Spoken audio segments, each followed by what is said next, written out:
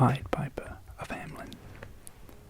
A very long time ago, the town of Hamelin in Germany was invaded by bands of rats, the likes of which had never been seen before, nor ever will be again. They were great black creatures which ran boldly in broad daylight through the streets and swarmed all over the houses, so that people at last could not put hand or foot down anywhere but touching one. When dressing in the morning, they found rats in their breeches and petticoats, in their pockets and in their boots, and when they wanted a morsel to eat, the voracious horde had swept away everything from cellar to garret. The night time was even worse. As soon as the lights were out, these untiring nibblers set to work, and everywhere, in the ceilings, in the floors, in the cupboards, at the doors, there were a chase and a rummage, and so furious a noise of gimlets, pincers and saws that a deaf man could not rest for even 1 hour. Neither cats nor dogs, nor poison nor traps, nor prayers nor candles burned to all the saints. Nothing did any good. The more rats they killed, the more came.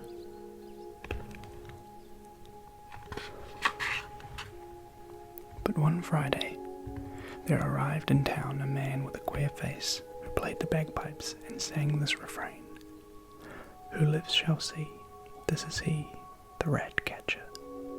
He was a tall, gawky fellow, dry and bronzed, with a crooked nose, a long rat-tail moustache, 2 great yellow piercing and mocking eyes under a large felt hat, set off by a scarlet cock's feather. He was dressed in a green jacket, with a leather belt and orange breeches, and on his feet were sandals fastened by thongs passed around his legs in a gypsy fashion.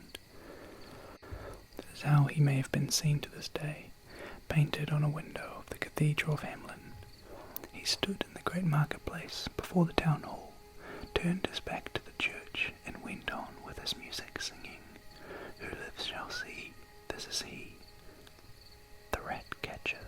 The town council had just assembled to consider once more this plague of Egypt, from which no one could save the town.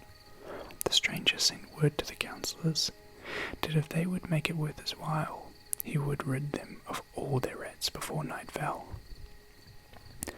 "Then he is a sorcerer," cried the citizens with one voice. "We must be aware of him." The chief town councillor, who was considered clever, reassured them. He said, "Sorcerer or no, if this bagpiper seeks the truth, it was he who sent us this horrible vermin, for he wants to rid us of today, our money. Well, we must learn to catch the devil in his own snares. You leave it to me." "Leave it to the town councillor," said the citizens one to another, and the stranger was brought before them. "Before night," he said, "I shall have dispatched all the rats in Hamelin, if you will pay me but a shilling a head." "A shilling a head," cried the citizens, "but that will come to millions of thaler." The town councillor simply shrugged his shoulders and said to the stranger, "A bargain.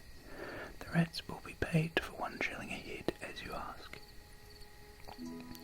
The bagpiper announced he would begin that very evening when the moon rose. He added that the inhabitants should at that hour leave the streets free and content themselves with looking out their window at the pleasant spectacle that was passing. When the people of Hamelin heard of the bargain, they too exclaimed, "A shilling a head, but that will cost us a deal of money." "Leave it to the town councillor," said the town council with a malicious air.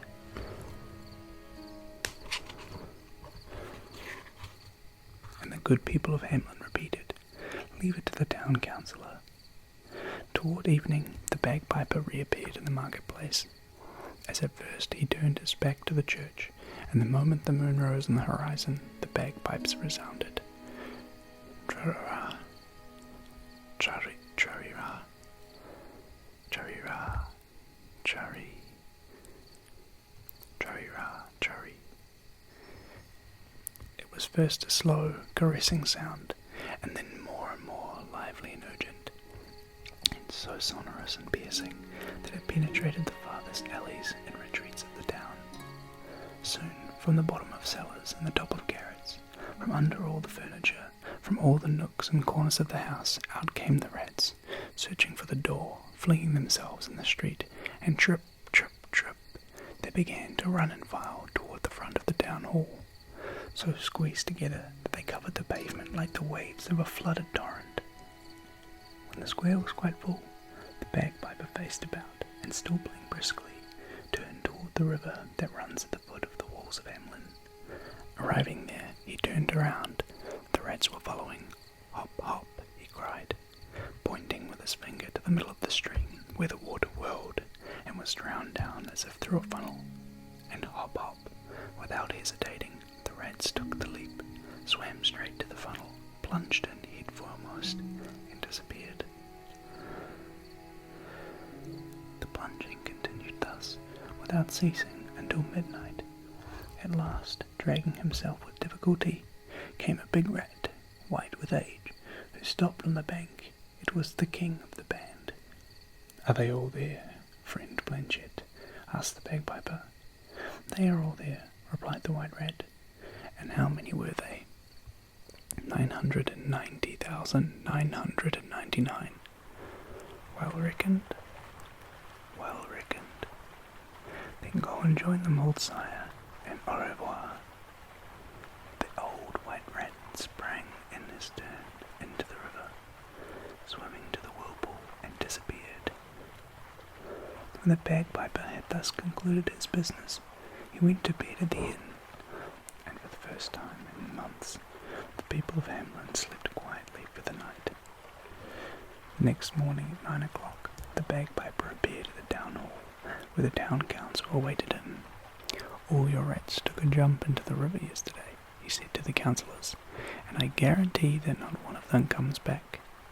There were 999,999 at a shilling a head, reckon. Let us reckon the heads first. 1 shilling a head is 1 head the shilling. Where are the heads?" The piper did not expect this treacherous stroke. He paled with anger, and his eyes flashed fire.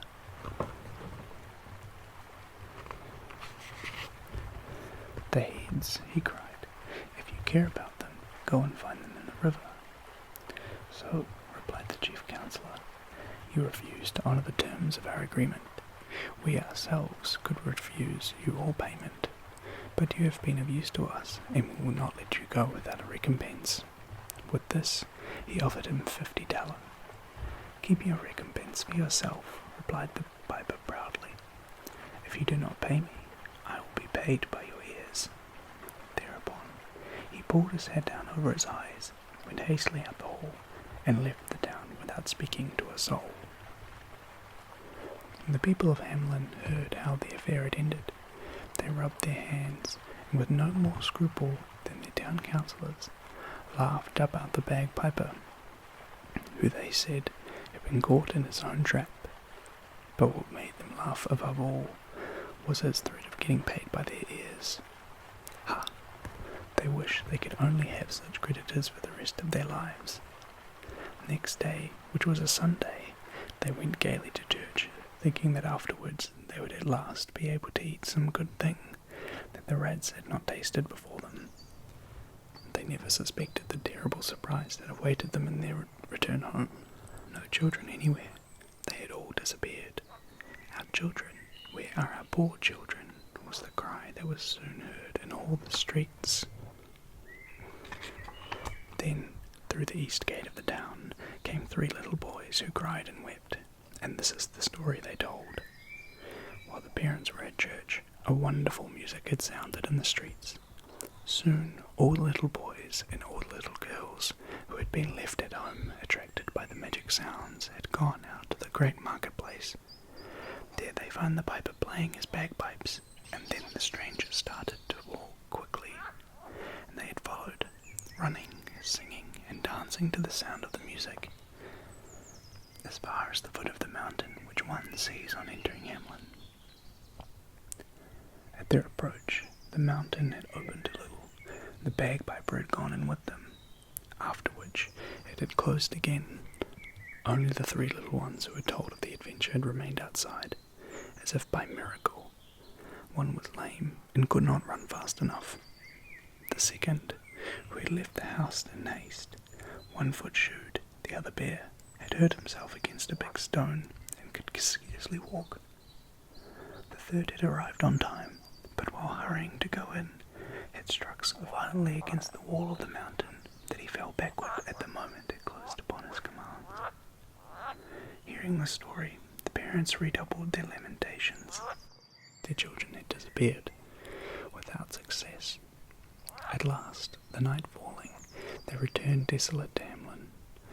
But the most unhappy was the town councillor, who had bargained with the piper, for he had lost 3 boys and 2 girls, and to crown all, the people of Hamelin overwhelmed him with their reproaches, forgetting that the day before they had agreed with him.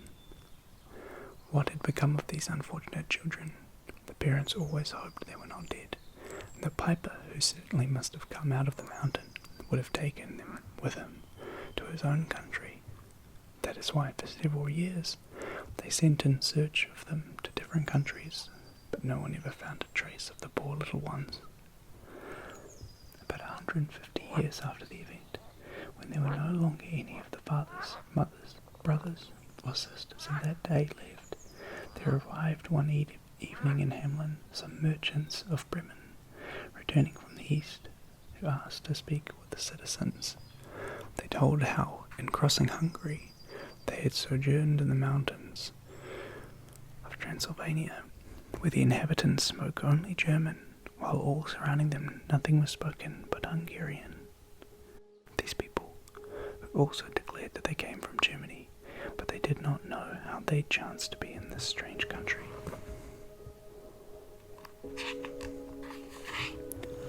Now, said the merchant of Bremen, these Germans cannot be other than the descendants of the lost children of Hamelin. Did not doubt it, and since that day they have regarded it as certain that the Transylvanians of Hungary are their countryfolk, whose ancestors as children were taken from Hamelin by the bagpiper. There are no more difficult things to believe than that. The Pied Piper of Hamelin.